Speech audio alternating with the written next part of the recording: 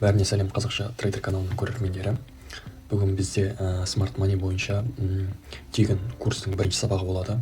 Яғни мен нарықта сатылып жатқан $500 бастап сатылып жатқан Smart Money курсын YouTube арнамда тегін беретін боламын. Тегін сабақтарында осында жазып отырамын.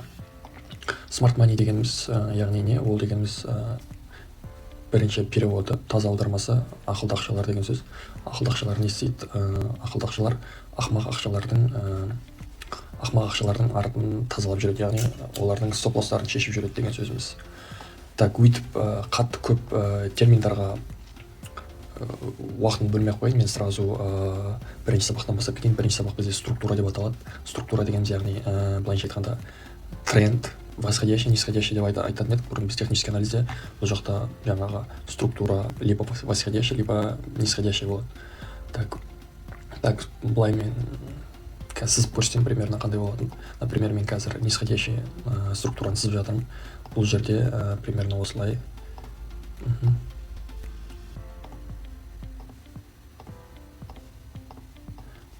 Так, бұл жерде нисходящий структурада бізде lower low, lower high дейтін болады, яғни түсіп жатқан трендтің хайы, түсіп жатқан трендтің төменгі асты деген сияқты ғой. Біз оны белгілеп қойсақ болады.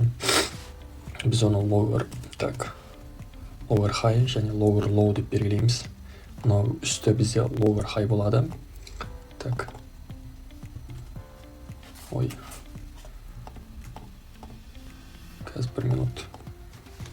Lower high болады. Ал асты бізде lower low болады. Үстілерінің барлығын біз lower high деп белгілейміз.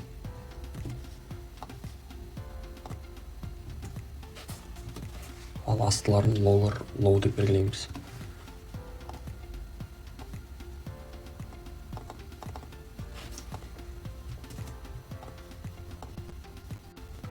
Копировать болмай қалды.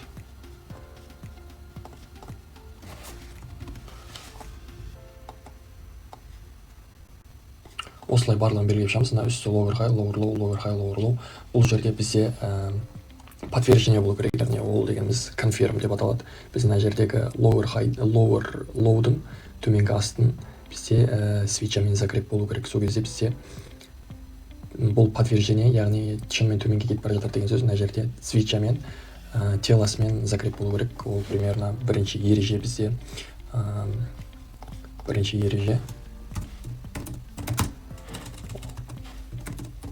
свитчамен закреп болу керек. Свитчамен закреп болу керек, яғни свитчамен закреп болмаса бізде lower high'ымыз мына жерде болмайды. Яғни если былай болып жатса, мына жерде бізде lower high болмайды. Ол біз қашан свитчаны жабады, сол кезде біз lower high'ды белгілейміз. Былай телосымен жаппай кезде біз осы жерге lower high'ды қойсақ болады.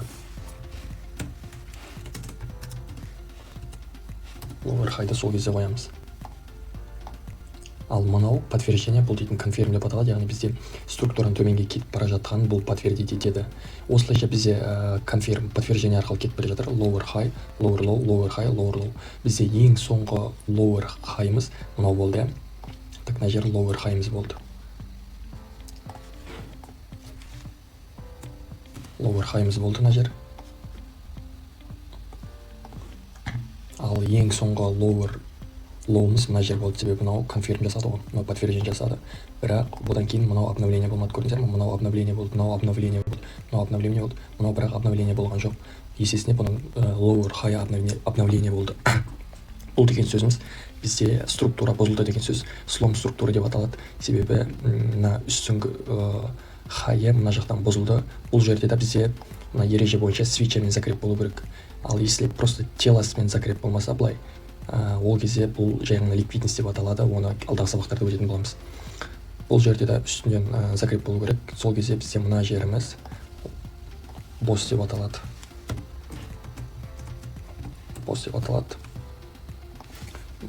Так, босс дегеніміз бұның переводы жаңағы break of structure.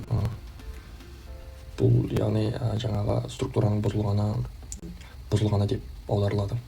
Одан кейін бізде жаңағыдай төмен кетіп бара жатыр ғой. Енді бізде наоборот жоғары қарай кететін восходящий структура пайда болады. Бұл жерде бізде lower high емес, higher high, higher low, higher high, higher low, және де жаңағыдай подтверждение арқылы жүретін болады. Осылай подтверждениемен, яғни бұның ең соңғы қазір мынау lower, higher, lower, если мынау осы жерде бүйтіп бұзатын болса, бұл жерде слом болады, яғни бұл жерде біздің рынок структурамыздың тағы бағыты өзгереді. Бұл структура бізге не үшін керек дегенде, бұл структура бізде фундамент деп есептелінеді. Фундамент себебі біздердің контекст определить ететін кезде бізге осы структураға қарау бізге көмектеседі осы структура. Яғни структура бізде төмен кетіп бара жатса, біз яғни сделканы төменге ашқанымыз, төменге ашуға қарай тырысамыз, трендке қарсы шықпаймыз, структурамен жүруге тырысамыз, солай. Если жоғарға кетіп бара жатса, жоғарға кетуге тырысамыз. Мына босс деген слом структура біздерге ертең сделкаға кіруге бұл өте жақсы көмектеседі. Енді график бойынша кішкене қарап кетейік, графикте қалай көрінетін. Мен жаңа сразу сызып қойған едім мына жерде. Бізде қарап отырсаңыздар, рынок всегда восходящий структура, одан кейін структура бұзылады, нисходящий, одан кейін өседі, түседі. Осылай жүреді, всегда трендте жүреді. Так, мына жерді көрсетіп қойын. Мына жерде бізге восходящий структура болған ғой. Сол жерде ең төменгі higher high, higher low деп белгілеп кеткен, например, higher high, higher low, higher high, higher low. Мына жерде бізде жаңағыдай подтверждениемен жүріп өткен ғой, кәдімгідей конфирм болып. Ал ең соңғы мына higher high, бұны бізде обновить етпеген. Мына жерлерде обновить етіп жүрді ғой, мынау обновить етті мынаны. Ал мына жерде обновить еткен жоқ. Наоборот, жаңағыдай слом болды, яғни бұның higher low-ын мына жерде закреп арқылы бұзды. Яғни біздің структурамыздың бағыты өзгерді деген сөз. Яғни одан кейін бізде шартовый структура пайда болды. Бізде lower high пайда болды, и одан кейін lower low. Бұл lower low'ды бұл конфирм арқылы закреп етіп, бұл подтвердить етті. Яғни бұл шынымен төмен кетіп бара жатыр деген сөз. Одан кейін тағы lower high пайда болды, одан кейін lower low. Lower low'ды міне конфирм бұзды. Осылай кетті, міне осылай кетті. Lower high, lower low, конфирм. Lower high, lower low, конфирм. Осылай кетті. Lower high, lower low, confirm. Яғни ең соңғына жаққа келейік. Lower high, lower low, confirm. Одан кейін мынау бізде lower low, lower high мзе. Мына жерден кейін бізде подтвердить еткен жоқ әлі ешкім. Мына жерді бұзған жоқ деген сөз яғни әлі. Мына жерді бүйтіп төмен кеткенде бізде жалғаса беретін еді. Наоборот, біздегі lower high мізді мынау бұзып өтті. Мына обновить етіп өтті, телосымен закреп болды. Если бұл жерде закреп болмай мына жақтан қайтып кеткенде бізде нисходящий структура жалғаса беретін еді. Ал бұл жерде мынаны бұзғандықтан бізде слом структура пайда болды. Мына жерде босс слом структура пайда болды, яғни біздің уже бағытымыз өзгерді деген сөз. Бізде уже жоғары қарай кетіп бастады. Мына жерде енді бізде higher low пайда болды, higher high да болды. Higher high-да мынау конфирм арқылы подтвердить етті, яғни шынымен төмен жоғары кетіп бара жатыр деген сөз. Мынау higher low, higher high, оны конфирм подтвердить телосымен жабылды мынау. Осылай кетті. Осылай кетіп, бізде өзгеріп, бағыт өзгеріп отырды. Яғни бізде всегда либо нисходящий да жүреді, кейін восходящийға ауысады, осылай жүреді всегда.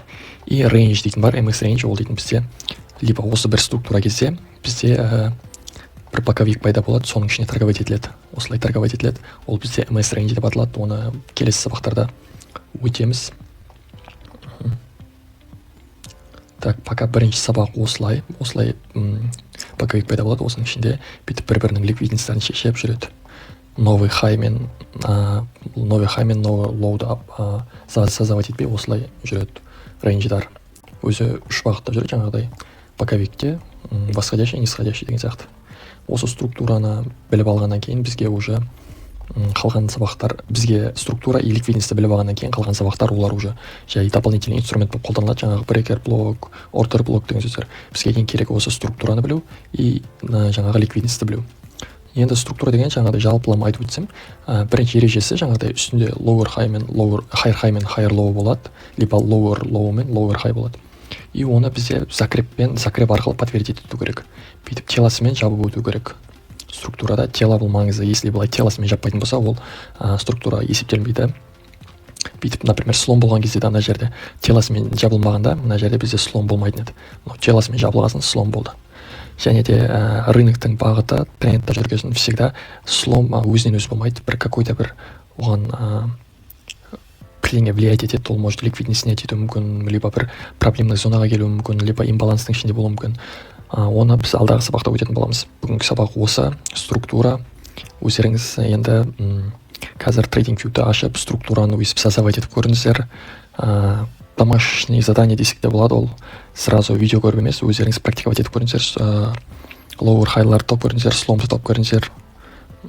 Бүгінгі сабақ, бірінші сабақ аяқталды. Сау болыңыздар.